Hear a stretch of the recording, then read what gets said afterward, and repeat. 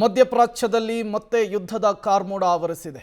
ಕ್ಷಣದಿಂದ ಕ್ಷಣಕ್ಕೆ ಪರಿಸ್ಥಿತಿ ಬಿಗಡಾಯಿಸ್ತಾ ಇದೆ. ಈ ಸಂದರ್ಭದಲ್ಲಿ ಪ್ರವಾಸಕ್ಕಂತ ಹೋದಂತಹ ಕನ್ನಡಿಗರು ಸಿಲುಕಿಕೊಂಡು ಒದ್ದಾಡಬೇಕಾದಂತಹ ಪರಿಸ್ಥಿತಿ. ಹೌದು, ಇರಾನ್ನಲ್ಲಿ ಯುದ್ಧ, ಕನ್ನಡಿಗರ ಪರದಾಟ.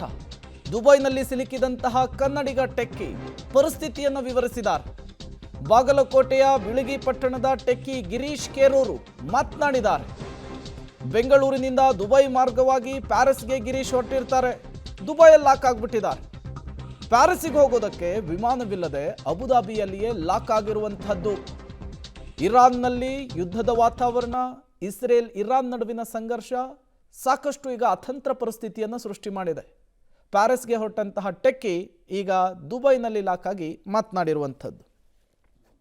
28th ಅರ್ಲಿ ಮಾರ್ನಿಂಗ್ ಬೆಂಗಳೂರಿಂದ ಪ್ಯಾರಿಸ್ಗೆ ಹೋಗಬೇಕು ಅಂತ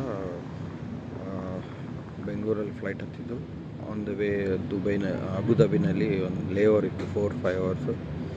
ಸೊ ಮಾರ್ನಿಂಗ್ 7-7:30 ಟೈಮ್ಸ್ ಬಂದು ಆಮೇಲೆ ಸ್ವಲ್ಪ ಬ್ರೇಕ್ಫಾಸ್ಟ್ ಎಲ್ಲ ಮಾಡಿ ನಮ್ಮ ನೆಕ್ಸ್ಟ್ ಫ್ಲೈಟು ಅಬುದಾಬಿಯಿಂದ ಪ್ಯಾರಿಸ್ಗೆ ಅರೌಂಡ್ 2:30 ಸೊ 2 o'clock ನಾವೆಲ್ಲ ಫ್ಲೈಟ್ ಬೋರ್ಡ್ ಮಾಡಬೇಕು ಅಂತ ಹೋಗಬೇಕಾದ್ರೆ ಫ್ಲೈಟ್ ಅಟೆಂಡೆನ್ಸ್ ಇಲ್ಲ, ನಮ್ಮ ಸೆಕ್ಯೂರಿಟಿ ಕ್ಲಿಯರೆನ್ಸ್ ಇಲ್ಲ, ಎಲ್ಲ ಬ್ಲಾಕ್ ಆಗಿದೆ.